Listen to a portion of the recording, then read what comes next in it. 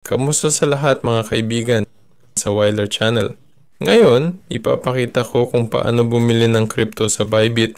Una, siguraduhin na mayroon kang positibong balanse. Ito ay nasa balance ng pananalapi. Sa aking kaso, 33 sentimo ang nasa balanse ng financing ngayon. Susunod, kailangan mong bumili ng crypto. Para dito, pumunta sa trade at spot.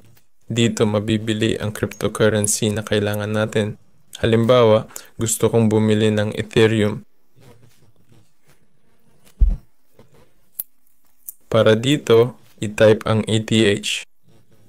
Dito, itakda ang halaga kung magkano ang gagastusin at i-click ang bumili.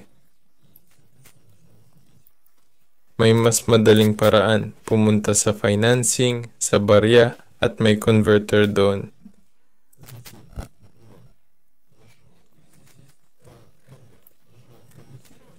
I-click ang convert at palitan sa currency na kailangan mo at i-click ang get quote.